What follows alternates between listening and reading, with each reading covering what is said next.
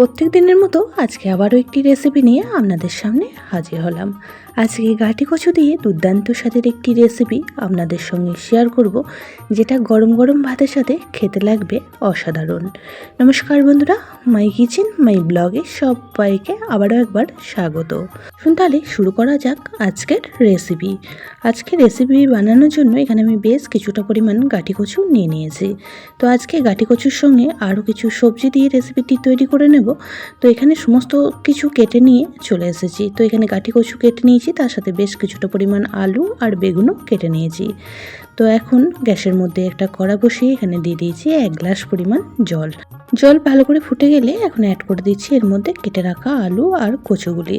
কচু আর আলু সিদ্ধ হতে অনেকটাই সময় লাগে, তাই প্রথমেই বেশ ভালো করে সিদ্ধ করে নিয়ে রেসিপিটি তৈরি করব।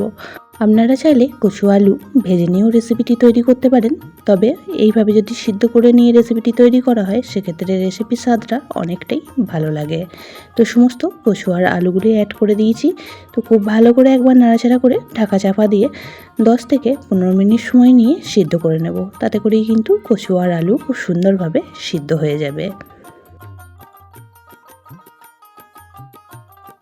কচু আর আলুগুলি সিদ্ধ হয়ে গেছে, নামিয়ে নিয়ে জল ঝরাতে দিয়ে দিয়েছি। আর এদিকে কড়াটা পরিষ্কার করে বসিয়ে দিয়ে কড়ার মধ্যে দিয়ে দিচ্ছি পরিমাণ মতন সর্ষের তেল।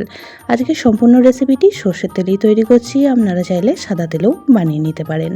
আর রেসিপিটি সম্পূর্ণ নিরামিষভাবেই তৈরি করব, তাই যে কোনো দিনই বানিয়ে পরিবেশন করতে পারেন।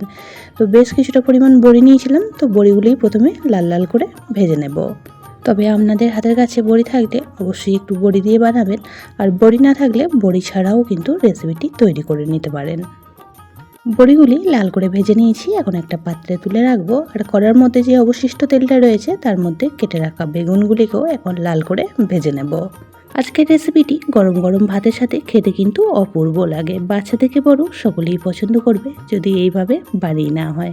কচু খেতে আমরা অনেকেই পছন্দ করি না, আবার অনেকেই পছন্দ করি। যারা কচু খেতে একদমই পছন্দ করে না তাদেরকেও যদি এইভাবে বানিয়ে দেওয়া হয় তারাও কিন্তু খুব ভালোবেসে খেয়ে নেবে।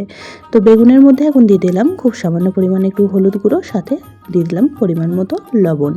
এখন বেগুনগুলি খুব ভালো করে নাড়াচাড়া করে মিশিয়ে নিচ্ছি, আর বেশ কিছুক্ষণ সময় নিয়ে বেগুনগুলিকে ভেজে নেব। এদিকে বেগুনগুলি ভাজতে ভাজতে আজকে রেসিপির জন্য একটা মশলা রেডি করে নেব। তো প্রথমেই আমি বেশ কিছুটা পরিমাণ সর্ষে পেস্ট বানিয়ে রেখে দিয়েছিলাম, তো সেই পেস্ট থেকে 1 চামচ পেস্ট নিয়ে নিয়েছি। দিয়ে দিলাম এর মধ্যে 1 চামচ হলুদ গুঁড়ো, খুব সামান্য পরিমাণ একটু ধনিয়া পাউডার দিয়ে দিলাম, সাথে দিয়ে দিলাম 1 চামচ জিরে পাউডার আর 1 চামচ লঙ্কা গুঁড়ো। ঝালটা অবশ্যই আপনারা আপনাদের পরিমাণ মতন ব্যবহার করবেন। সামান্য একটু জল দিয়ে মশলাগুলিকে চামচের সাহায্যে খুব ভালো করে মিশিয়ে নেব। তো আজকে এই মশলাটাই আজকে রেসিপিতে ব্যবহার করব, কোনো রকমভাবে আদা পেস্ট বা কাঁচা লঙ্কার পেস্ট ব্যবহার করছি না। তো বেগুনগুলিও এদিকে ভাজা হয়ে গেছে, এখন একটা পাত্রে তুলে রাখবো।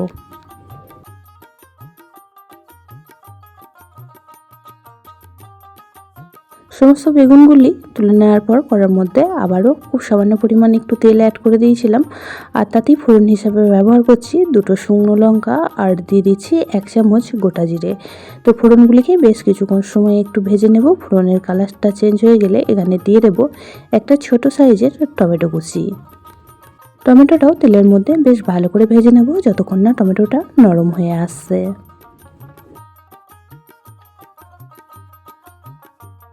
টমেটো সুন্দরভাবে নরম হয়ে গিয়েছে, এখন সিদ্ধ করে রাখা আলু আর কচুগুলি অ্যাড করে দিচ্ছি। আলু আর কচুটাও তেলের মধ্যে বেশ কিছুক্ষণ সময় একটু নাড়াচাড়া করে ভেজে নেব। কচু আলু বেগুনের অনেকেই অনেক রকমভাবে রেসিপি বানিয়ে খেয়েছেন, তবে একবার এইভাবে করে বানিয়ে খেয়ে দেখবেন, আশা করছি সকলের খুবই ভালো লাগবে।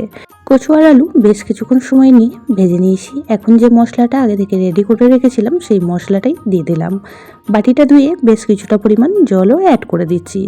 যেহেতু সর্ষে পেস্ট দেওয়া আছে তাই খুব বেশি টাইম কষানোর প্রয়োজন নেই।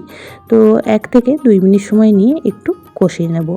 পুরনো বন্ধুরা সবসময় আমার পাশে থেকে আমাকে এতটা সাপোর্ট করার জন্য অনেক অনেক ভালোবাসা। নতুন বন্ধুরা যারা চ্যানেলে ভিজিট করছেন, চ্যানেলটি এখনও পর্যন্ত সাবস্ক্রাইব করেনি, তাদের কাছে অনুরোধ রইল চ্যানেলটি সাবস্ক্রাইব করে পাশের বেল আইকনটি অল প্রেস করে দেবেন।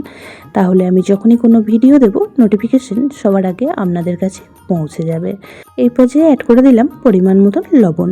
তো লবণটা দিয়েও খুব ভালো করে নাড়াচাড়া করে মিশিয়ে নেব। আজকে একদমই সহজ সাধারণ একটি রেসিপি আপনাদের সঙ্গে শেয়ার করলাম। বানানোর পদ্ধতিটাও খুবই সহজ আর খেতেও লাগে দুর্দান্ত।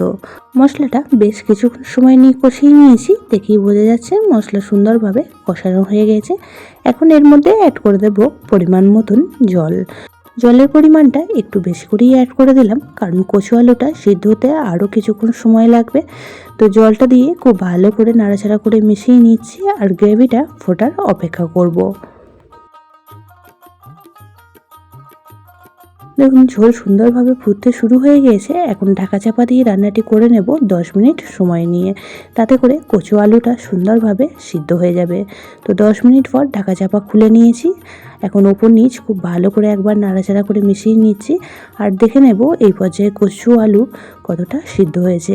তো এখন কচু আলু সমস্ত কিছুই খুব সুন্দরভাবে সিদ্ধ হয়ে গিয়েছে। তো এই পর্যায়ে আমি এখন অ্যাড করে দেব ভেজে রাখা বড়ি আর বেগুনটা। বেগুনগুলি যেহেতু প্রথমেই ভাজা আছে, তাই কচু আলু খুব সুন্দরভাবে সিদ্ধ হয়ে গেলে তারপরই বেগুন আর বড়িটা অ্যাড করে দেবেন। তো এই পর্যায়ে বেগুন আর বড়িগুলি দিয়ে দিলাম। ওপর নিচ খুব ভালো করে একবার নাড়াচাড়া করে মিশিয়ে নিয়ে আবারও 5 থেকে 7 মিনিট সময় নিয়ে রান্নাটি করে নেব।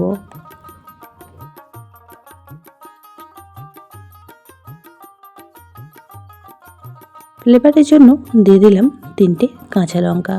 তো কাঁচা লঙ্কাগুলি দিয়েও খুব ভালো করে আবারও একবার নাড়াচাড়া করে মিশিয়ে নিয়ে গ্যাসের ফ্লেম লো টু মিডিয়ামে রেখে 5 থেকে 7 মিনিট সময় নিয়ে রান্নাটি করে নিয়েছি। আর রেসিপিটি একদমই রেডি হয়ে গিয়েছে। তবে গ্রেভিটা আপনারা যেমন খেতে পছন্দ করবেন সেই পরিমাণ মতন এখানে জলের পরিমাণটা প্রথমেই কম বেশি করে দেবেন। রেসিপিটি একদমই রেডি হয়ে গিয়েছে আর বড়িগুলিও খুব সুন্দরভাবে সিদ্ধ হয়ে গিয়েছে। আজকের রেসিপিতে আর কোনো রকম মশলাই ব্যবহার করব না, আপনারা চাইলে ওপর থেকে একটু ভাজা মশলার ব্যবহার করতে পারেন। তো এখন গ্যাসের ফ্লেমটা অফ করে দেব আর স্ট্যান্ডিং টাইম করে রেখে দেব 30 মিনিট। তারপর আপনাদের কাছে ফিরে এসে দেখাচ্ছি রেসিপিটি কেমন দেখতে হয়েছে। তো দেখুন দেখতে যতটাই লোভনীয় হয়েছে, খেতেও কিন্তু দারুণই সুস্বাদু হয়।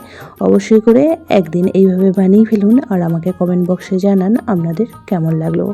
যদি বেশি ভালো লেগে থাকে তাহলে একটা শেয়ার করে দেওয়ার অনুরোধ রইল। সবাই ভালো থাকবেন, সুস্থ থাকবেন। আজকের মতন এইখানেই টাটা।